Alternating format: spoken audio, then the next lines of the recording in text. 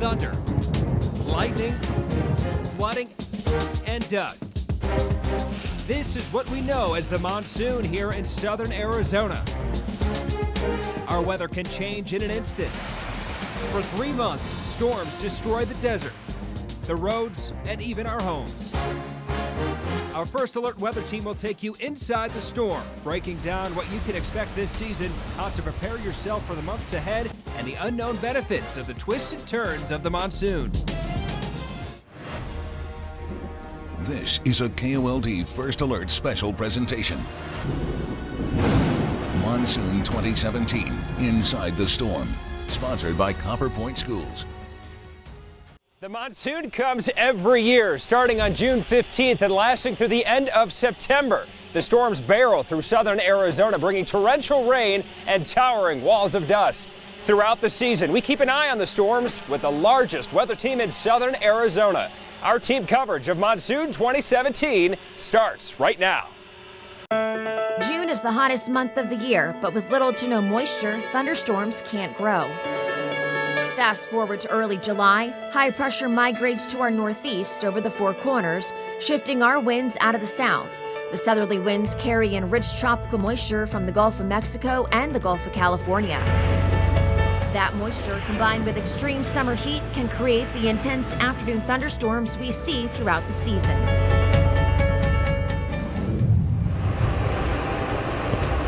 Monsoon downpours are heavy and dump a lot of rain in a very short period of time. That water has to go somewhere, and our dry desert soil can't possibly absorb it all. The excess water flows downstream, off the mountains, from smaller creeks to larger rivers.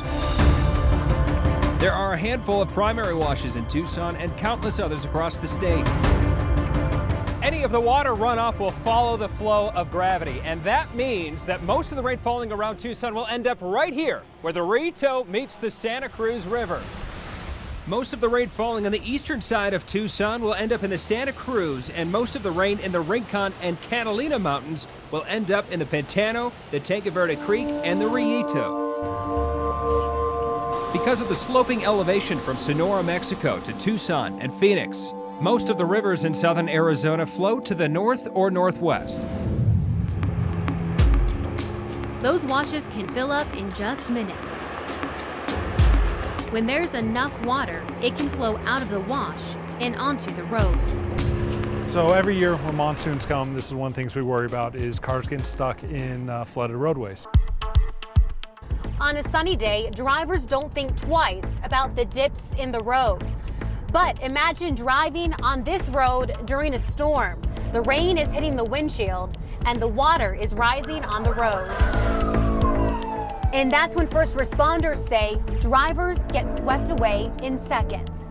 So I think it might have been 2 summers ago where we had a monsoon. As we can see here, we got runoff that comes up, and in this particular area it crosses the road and it'll continue down the wash. This is video showing Northwest Fire performing a rescue on this exact same road during that storm. It only takes a couple inches of water to actually be able to move an entire vehicle. That's why you'll hear the phrase, turn around, don't drown, every monsoon. There are roads that typically flood during a storm. If you have lived here for at least one monsoon, you can figure out what roads to avoid. But if you're new in town and driving in an area you don't know, plan and prepare to take a different route. The current of a flooded road is strong enough to wash away your car. That means if you're playing or swimming in a running wash, you can be swept away. The fast-moving water taking you quickly downstream. It could turn into a deadly situation. If you do survive, you're still at risk of injuries from things you can't see in the water. You can get cuts and scrapes from floating debris or irritations and rashes from chemicals in the water. Fire crews don't recommend you playing in a wash, but if you do, wear closed-toe shoes and take a shower afterward. I'm saying 50 grand, Really? if not more. Thousands of dollars in damage from flooding during the monsoon. It can happen when there's too much water in the wash. Last year, we visited this family's house located on the south side of Tucson. Their home covered in feet of water from multiple storms. Oh, well, the first one was at night. It was probably midnight when she woke up and we came out, and there was 3.5 foot of water. We're told this happens on their property almost every year during the monsoon. All that water coming from a wash located right where Pima County and the reservation meet. We can't replace our personal stuff. That's all gone. The buildings and stuff, I can rebuild, do that.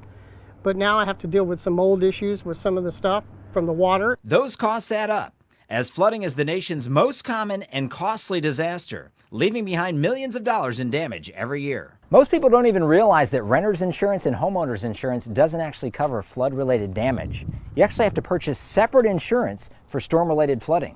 There's also different kinds of flood insurance, one that covers your property and a separate to cover your belongings inside your home, like your furniture, appliances, and clothes. As this family is still cleaning up from last year's monsoon, they're hoping to avoid even more flooding this year. Any advice to anybody who lives next to a wash? Don't live next to one. That's the only thing I can say. With the monsoon comes rain and humidity, which means you should expect to see pests popping up around and inside your house. One Arizona pest control company says the bugs will reproduce faster in the humidity and then use your home for protection from the rain. Some of the most common pests: ants, mosquitoes, scorpions, and termites. It's recommended that you have a pest control company scan your home before the season begins to find any holes the pests can get in and close them up. Then throughout the monsoon, get rid of any standing water and debris after a storm to keep them away. When you think of monsoon storms, lightning is a big part of that. Thunderstorms tower way up into the atmosphere into freezing air, which allows ice crystals and hail to form. The violent winds within the storm cause millions of tiny collisions between these ice particles, which creates an intense electrical charge that will eventually produce a lightning strike. If there's lightning in your area, no place outside is safe. In fact, if you can hear thunder, you're close enough to get struck by lightning. So if you do, head inside a building or a hardtop car during a thunderstorm. Also, avoid using plumbing and wired devices inside during a storm. Wait at least 30 minutes after the last rumble of thunder before heading back outside.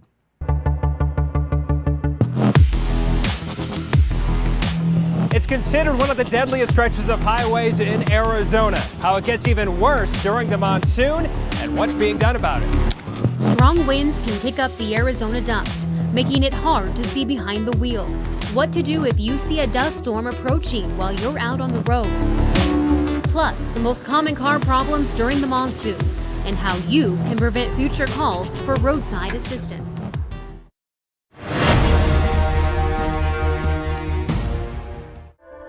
Dust storms are more common during the beginning of the monsoon. Strong wind gusts ahead of thunderstorms can easily pick up dust from the dry desert soil. Since most of our monsoon storms move from south to north, the areas north of Tucson see more dust storms.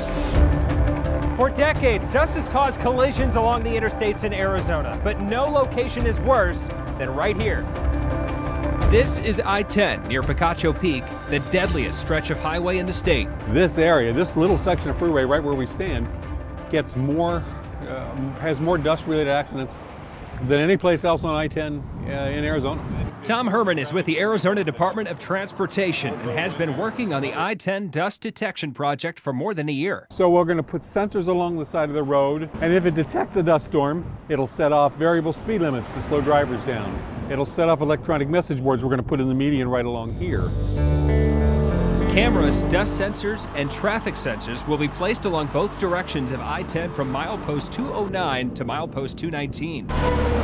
Once the sensors detect dust, ADOT crews can alert drivers to slow down. The speed limit signs could change from 75 miles per hour to as low as 35 miles per hour. That speed limit will be mandatory, so you can get a ticket. There's really nothing we can do to prevent dust storms, and this will give us a chance to give drivers some warning so they can be safer. In addition to the dust detection project, ADOT will also begin construction on widening I-10, so you will have 3 lanes the entire way from Tucson to Casa Grande. The dust detection project should begin this fall and be completed by the end of next year or early 2019.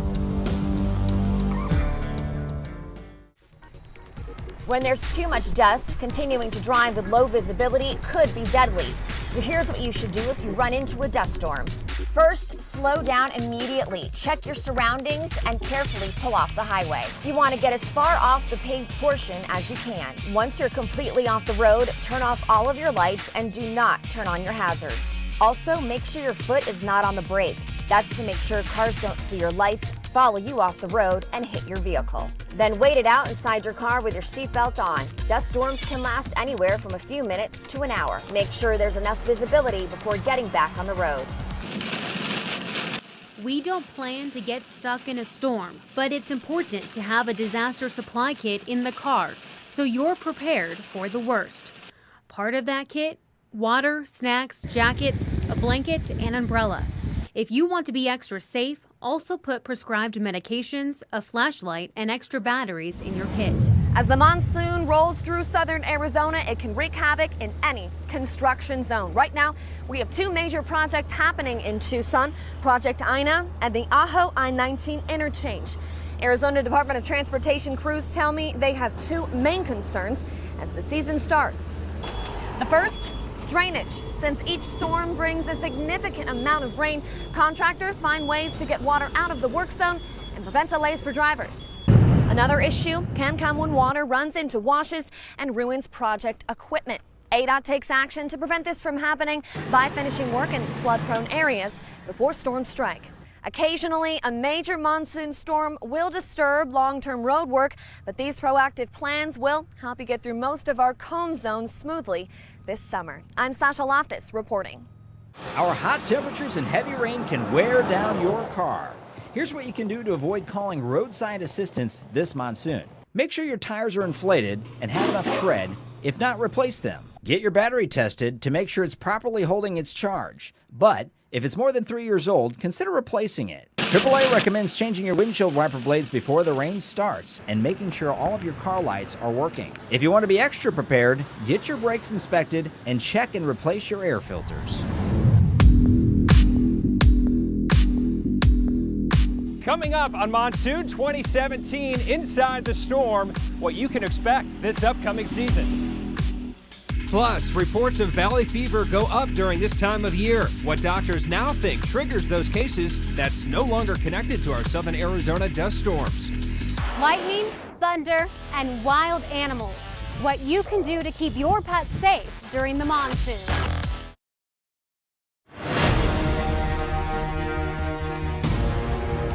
It's impossible to predict exactly when and where it will rain, but here are the driving forces that could influence this year's monsoon. Here's what you've been waiting for, the Monsoon 2017 forecast. First off, a quick look at the average rain totals for the monsoon across southeastern Arizona. You typically have higher rain totals from Tucson and to the southeast. Up closer to Phoenix, the rain totals get lower, but in Tucson, we average just over 6 inches of rain for the monsoon. Typically in June, it gets really hot. Dome of high pressure billows just to the south of us, and once that's sitting right on top of us, that heats us up. Once the high pressure shifts farther to the east, that will bring in some tropical moisture from the southeast, from the Gulf of Mexico and also the Gulf of California. This is how we get the traditional daytime pop-up thunderstorms in the months of July and August. It all depends on the location of that high pressure, which is very difficult to predict looking ahead months out, where exactly that's going to set up day to day. By September, high pressure moves a little farther south and east, so we typically rely on the tropics to bring in tropical moisture surges for more rain in the month of September. So July, it's an equal chance of having above average or below average rain, which is about 2 1/4, and it's the same setup for August. It really just depends what happens day to day and the position of that high pressure, and so there's really no significant influence or variable that's going to give us more rain or less rain. So just about average expected, about 2.5 in the month of August. Above normal rain is expected for September with weak El Nino developing this season. That means that the water on the East Pacific is warmer than normal, which could give us more tropical moisture surges. It depends on the tracks of the tropical storms, though, so something else we'll monitor. So July and August could be near average, but with above normal heat. September, above normal rain, but with near average heat this monsoon season. Monsoon conditions can change in a matter of minutes. You need a way to track those conditions to stay ahead of the storm. That's where we come in with the Tucson News Now weather app. Our weather team is the one behind the information you get right on your phone. We will send you push alerts when rain, lightning, and severe weather is near you, and it can be as local as you want it to be. Zoom into your neighborhood to see where there is rain and lightning. Learn what the temperature is right out your back door with the detailed hour-by-hour forecast that includes wind, humidity, and the chance of rain. We work hard on the weather app so you don't have to worry about the weather. At home or on the go, the app works with your GPS to give you the local conditions, local radar, and the forecast, even when you're outside of southern Arizona. You can download the Tucson News Now weather app right now, free on your iPhone and Android. There's an increase in reports of valley fever during the monsoon, but researchers say it's not the dust that's causing the infection. I didn't really think I was going to die, but I knew I was really sick. Dr. Mary Jane Barth got sick just days after she moved to Tucson. She inhaled a fungus that lives in the desert soil but can go airborne on breezy days. Dr. Barth was among the 1/3 of patients who get very sick: rash, pneumonia, fever. She couldn't stand without getting dizzy. An antifungal drug helped Dr. Barth heal and get back to her patients. Most people fight off the disease on their own. However, about 100 people a year die of valley fever in Arizona. Most valley fever cases in the world are reported in the dusty corridor from Tucson to Phoenix, where we see huge dust storms called haboobs during the monsoon. But these giant dust storms, like this one in 2011, might not be behind spikes in valley fever cases. Dr. Galgiani says it's looking more like valley fever season is associated with the previous rainy season. He says better understanding could help heighten awareness. So if you know you're in a high likelihood season for valley fever, I think doctors would be looking for it more. That would be good. Like Mary Jane Barth's doctor. He jumped on it very early, and I truly believe it was life-saving. We're not the only ones who can suffer from valley fever or other diseases during the monsoon. We also need to keep an eye on our furry friends. The key thing is to keep your dog on leash and to know where they're putting their nose. Dr. Wilcox recommends staying away from washes and drains to prevent your pets from getting waterborne illnesses. Animal waste is concentrated in standing water, and it's standing water because it's not fast moving, so it's dirty. Also hard to spot: Colorado river toads that could be hanging out in your backyard or near a wash after a storm. Or rattlesnakes. Usually we see them coming in bitten on the face or maybe on the paw. If your pet does come in contact with one of these critters, and you need to get that venom, that toxin, flushed out of their mouths right away, but you want to flush out of the mouth, not down, because you can obviously get water in their lungs. But it can very quickly become life-threatening, so know your dog, and if your dog is really struggling, you need to get him to a vet right away. if your dog doesn't like the sound of thunder, she says it's best to place them inside a small room that can block loud noise. You can talk to your vet about some very safe, easy, cheap tranquilizers that are safe for dogs to take the edge off so that they don't hurt themselves and they don't make bad choices. Make sure your pet is drinking lots of water, especially on the hot dog days of summer.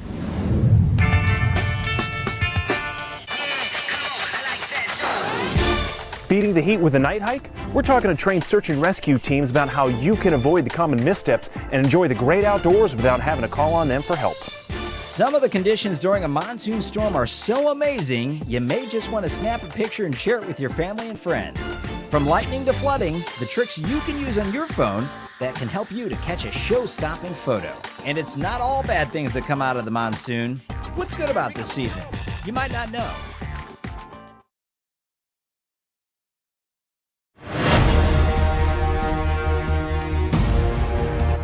So we're hiking our way out of Tanque Verde Falls right now. I'm with Anjani Pollitt, trained search and rescue volunteer. You tell me this is a very popular place for your work.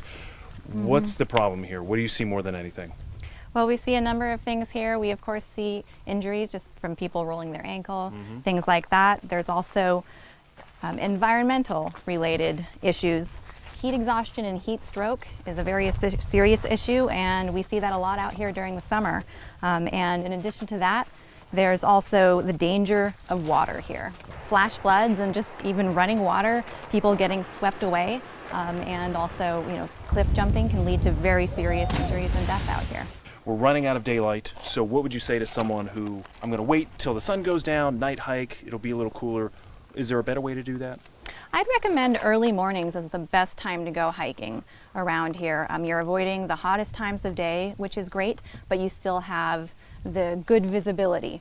So early mornings I'd recommend. Perfect, and there's probably a lot less bugs. I'm Craig Red reporting. You at home can be our eyes and ears across southern Arizona during the monsoon.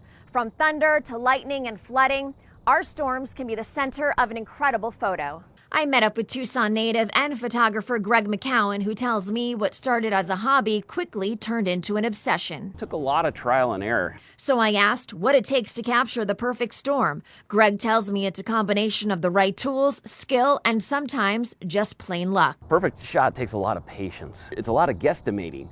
You know, you're basing it on previous experience and knowledge about weather. But weather can change. But you don't need a professional camera to get great pictures. You can also use your cell phone. We want you to share those with us. The photos and videos you send us showing the conditions in your neighborhood gives us a first-hand look at where conditions are the worst, and we use them as a part of our team coverage. So the next time you snap a picture during a monsoon storm, send it to us right on your Tucson News Now weather app. Every year, the monsoon brings damage and destruction, but it's also extremely beneficial to us here in the desert Southwest. For starters, monsoon rain cools us off after an insanely hot month of June. Every lightning strike and raindrop helps transfer nitrogen to the soil for plants to soak up. Dust transported high in the air can fall to the earth and deliver microorganisms that enhance plant growth. All of this leads to a beautiful green up of plants. This is just the beginning of our monsoon coverage. We will follow the storms throughout the season and keep you updated with our First Alert Action Days and our KOLD weather app. This has been Monsoon 2017 Inside the Storm. Thanks for watching. This has been a KOLD First Alert special presentation. Monsoon 2017 Inside the Storm, sponsored by Copper Point Schools.